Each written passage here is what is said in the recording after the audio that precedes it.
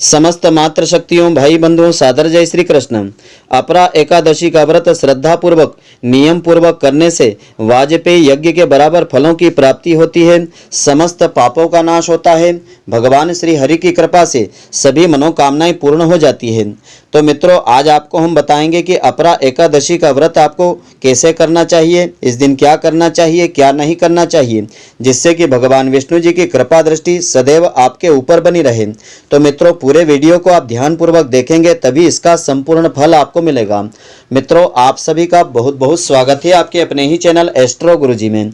यदि आपने अभी तक हमारे चैनल को सब्सक्राइब यदि नहीं किया हो तो अभी सब्सक्राइब कर लें और बेल आइकन को अवश्य दबाएं, जिससे हमारे अगले आने वाले नए वीडियो की नोटिफिकेशन सबसे पहले आपके पास पहुंचे।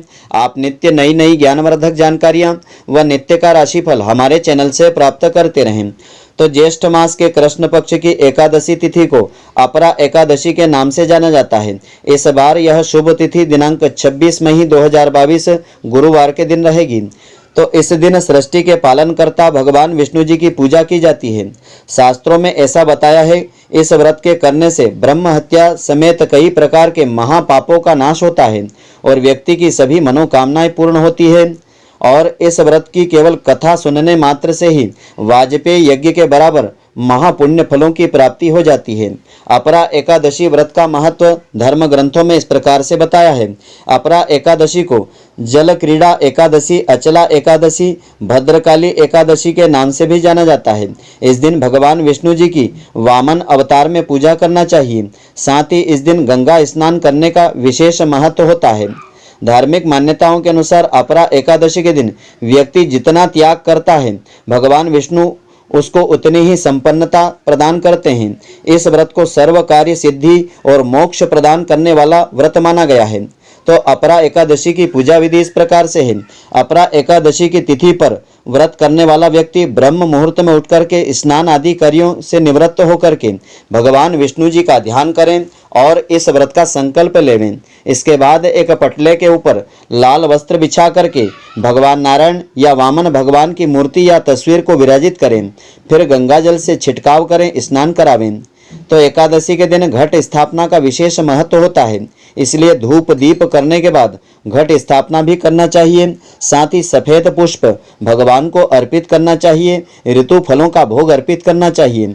व्रत करने वाला व्यक्ति भगवान नारायण की 16 उपचार से विधि पूर्वक पूजा करें, पूजा अर्चना करें। फिर भगवान विष्णु जी के सहस्त्र नाम का श्रद्धा पूर्वक पाठ करें अथवा श्रवण करें। इसके बाद शुद्ध घी के दीपक से भगवान की आरती उतारें और भगवान के नाम मंत्रों का अधिक से अधिक संख्या में जाप करें। सायंकाल के समय भगवान नारायण की फिर से पूजा करें और ओम नमो भगवते वासुदेवाय नमः इस मंत्र का जाप करते हुए हवन करें। 108 आहुति दे करके हवन करें।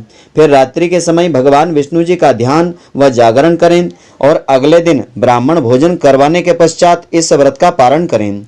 तो अपरा एकादशी के दिन आपको क्या नहीं करना चाहिए। अपरा एकादशी तिथि पर कुछ कार्यों को करना धर्म शास्त्रों में वर्जित बताया है। इनको करने से व्रत का पुण्य फल प्राप्त नहीं होता है।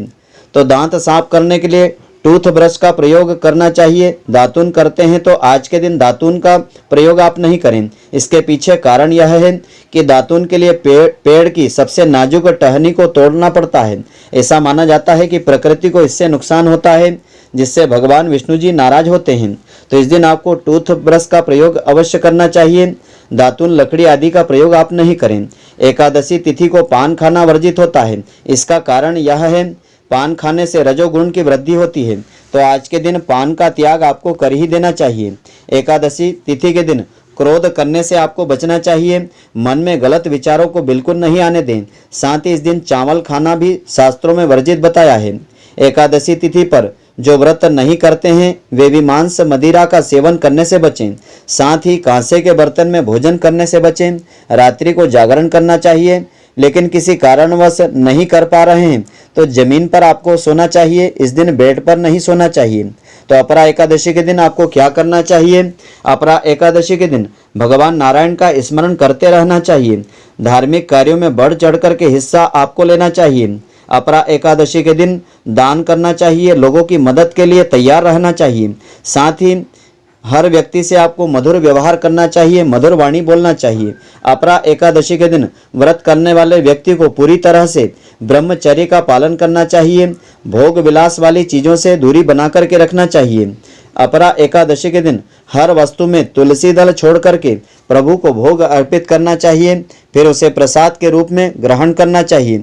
बिना तुलसी के भगवान विष्णु जी की पूजा अधूरी मानी जाती है, इसलिए भगवान विष्णु जी की पूजा में तुलसी दल का प्रयोग आपको इस दिन अवश्य करना चाहिए।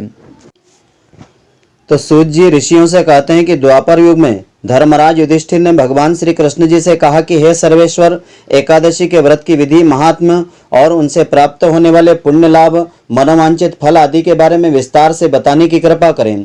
तब भगवान श्री कृष्ण ने कहा कि हे पांडव श्रेष्ठ, एकादशियां महान पुण्य लाभ व मनोवांछित फलों को देने वाली तिथियां होती हैं। श्रेष्ठ ऋषि मुनियों को भी इसका अनुष्ठान व्रत अवश्य करना चाहिए। कुछ विशेष नक्षत्रों का योग होने पर यह तिथियां जया, विजया, जयंती तथा पापनाशिनी इन 4 नामों से प्रसिद्ध हो जाती है।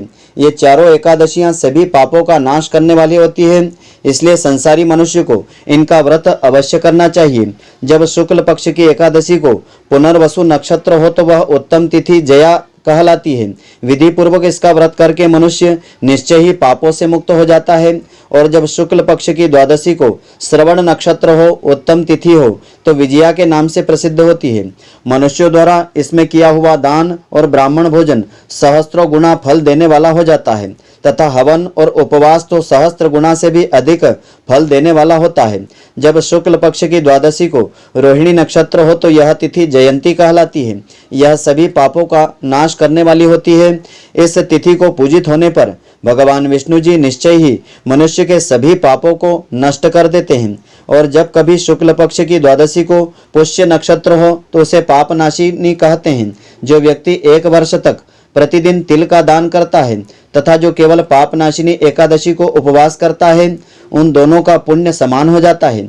उस तिथि को रखने पर भी श्री विष्णु भगवान प्रसन्न होते हैं और उस दिन प्रत्येक पुण्य कर्म का अनंत फल प्राप्त हो जाता है।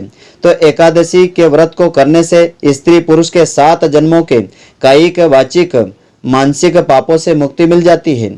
यानी मन, वचन, कर्म के द्वारा जो पाप हो जाते हैं जाने अनजाने में, उन पापों से व्यक्ति को मुक्ति मिल जाती है। पुष्य पर नक्षत्र में पड़ने वाली एकमात्र पापनाशिनी एकादशी का व्रत करके मनुष्य 1000 एकादशियों के व्रत जैसा फल प्राप्त कर लेता है। उस दिन स्नान, दान, जप, तप, स्वाध्याय और देव पूजा जो भी कुछ कर्म किया जाता है उसका अक्षय गुना फल प्राप्त होता है। इसलिए सभी स्त्री पुरुषों को अपनी शक्ति और सामर्थ्य के अनुसार एकादशियों का व्रत अवश्य करना चाहिए। वहीं अपरा एकादशी का व्रत श्रद्धा पूर्वक करने से, नियम पूर्वक करने से वाजपेयी यज्ञ के बराबर फलों की प्राप्ति सहजता से हो जाती है और मोक्ष फल की प्राप्ति होती है। भगवान विष्णु जी की विशेष कृपा मिलती है। तो अपरा एकादशी के दिन श्रद्धा पूर्वक भगवान विष्णु जी के वामन अवतार की पूजा करने के बाद एकाग्र चित्त से इस व्रत कथा को श्रवण करना चाहिए। कथा इस प्रकार से है। एक बार भगवान श्री कृष्ण से युधिष्ठिर ने कृष्ण पक्ष में आने वाली एकादशी का महत्व बताने का निवेदन किया। तब उन्होंने कहा कि इस एकादशी को अपरा एकादशी कहते हैं। इससे ब्रह्म हत्या, प्रेत योनि आदि से मुक्ति मिल जाती है। साथ ही कथा सुनाते हुए कहा कि एक समय में एक राज्य में एक महिध्वज राजा राज्य करता था। उसका छोटा भाई था जिसका नाम वज्रध्वज था। वह बेहद अधर्मी और पापी था। वह अन्याय के मार्ग पर चलने वाला और अपने भाई महिध्वज से बहुत ही द्वेष करने वाला था। एक बार उसने अपने भाई के खिलाफ षड्यंत्र रचा और उसकी हत्या कर दी। हत्या के बाद अपने भाई का शव जंगल में वह ले गया और पीपल के पेड़ के नीचे गाड़ दिया। चूंकि राजा महिध्वज की अकाल मृत्यु हो गई थी, इसके कारण उन्हें प्रेत योनि में जाना पड़ा और वह प्रेत आत्मा बन करके पीपल के पेड़ पर ही रहने लगे। प्रेतात्मा बनने के बाद राजा वहां पर उत्पात मचाने लगा था। तब एक दिन उस पीपल के पेड़ के सामने से धौम्य ऋषि गुजर रहे थे। तब उन्होंने उस प्रेत को पीपल के पेड़ पर देखा और वह उसे देखते ही समझ गए कि यह तो वह राजा है। तब उन्होंने प्रसन्न होकर के उस प्रेत को पेड़ से नीचे उतारा और उसे परलोक विद्या के बारे में बताया। उन्होंने उसे प्रेत आत्मा राजाओं को प्रेत योनि से मुक्ति दिलाने के लिए खुद एकादशी का व्रत रखा और भगवान विष्णु जी की श्रद्धा पूर्वक पूजा अर्चना की। उन्होंने भगवान विष्णु जी की विधि विधान से पूजा करके यह वर मांगा कि उस प्रेत आत्मा राजा को प्रेत योनि से मुक्ति मिल जाए। भगवान विष्णु जी धौम्य ऋषि की पूजा से संतुष्ट हो गए, प्रसन्न हो गए। प्रेतात्मा राजा को प्रेत योनि से मुक्ति मिल गई। उसके बाद राजा ने दिव्य शरीर, सुंदर शरीर धारण करके धौम्य ऋषि को प्रणाम किया और पुष्पक विमान में बैठ करके स्वर्ग लोक को चला गया। तो यह जो कथा श्रद्धा पूर्वक स्त्री पुरुष इस दिन श्रवण करते हैं और इस दिन भगवान के वामन अवतार की पूजा करते हैं, उन्हें धर्म, अर्थ, काम, मोक्ष फलों की प्राप्ति होती है। साथ ही इस कथा को सुनने से वाजपेयी यज्ञ के बराबर फलों की प्राप्ति हो जाती है। तो मित्रों, आशा करता हूँ कि आपको हमारी यह ज्ञानवर्धक जानकारी पसंद आई होगी। यदि आपको पसंद आई हो तो आप हमारे वीडियो को लाइक व अधिक से अधिक शेयर अवश्य करें, जिससे कि अधिक से अधिक लोग इसका लाभ प्राप्त करते रहेंगे और इसका पुण्य फल आपको भी मिलता रहेगा। धन्यवाद। जय श्री कृष्ण मित्रों, फिर मिलेंगे।